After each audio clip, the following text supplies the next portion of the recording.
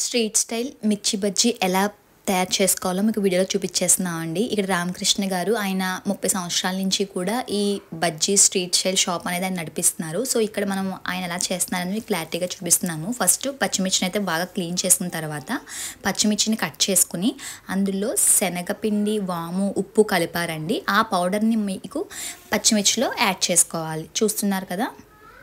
So ఈ విధంగా cut చేసుకుని వాము, శనగపిండి, ఉప్పు కలుపుకొని మనము ఈ పచ్చిమిర్చిలో కట్ చేసుకుని యాడ్ చేసుకోవాలి.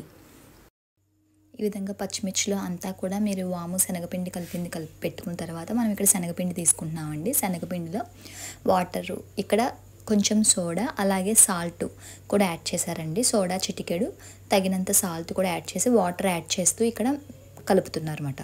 సో ఈయన రామకృష్ణ గారు అండి ఈయన పేరు. ఈయనకి 30 సంవత్సరాలుగా ఈయన మిర్చి బండి షాప్ని అయితే నడిపిస్తున్నారు. సో ఇక్కడికి వచ్చే జనాలు కూడా ఈయనది చాలా రుచిగా ఉంటుందండి. అలాగే మనకి లైన్ కూడా క్యూ ఉంటుంది. సో ఈయన టిప్స్తో మనము ఈ వీడియో అయితే షూట్ చేసాము, ఆయన ఎలా చేస్తున్నారు ఏంటి అనేది. సో ఈ విధంగా కలుపుకోవాలండి. సో మరుగుతున్న వేడి నూనెలో మీడియం ఫ్లేమ్లో పెట్టుకుని మిర్చి బజ్జీ ఈ విధంగా వేసుకోవాలి.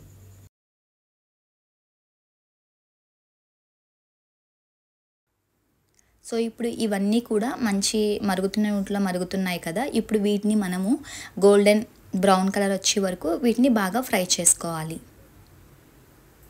చూస్తున్నారు కదండి, వీటిని ఒకసారి అటు ఇటు కదుపుకుంటూ మీరు బాగా ఫ్రై చేసుకోవాలి.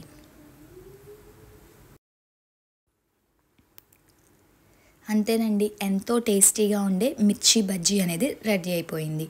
మీరు కనుక మా ఛానల్ని ఫస్ట్ టైం చూస్తున్నట్లయితే సబ్స్క్రైబ్ చేయడం మర్చిపోవద్దు.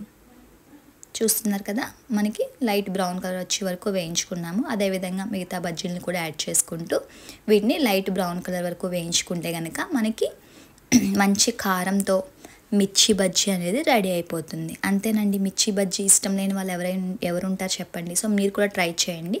మా ఛానల్ని ఫస్ట్ టైం చూస్తున్నట్టయితే సబ్స్క్రైబ్ చేయడం మర్చిపోవద్దు. Thanks for watching.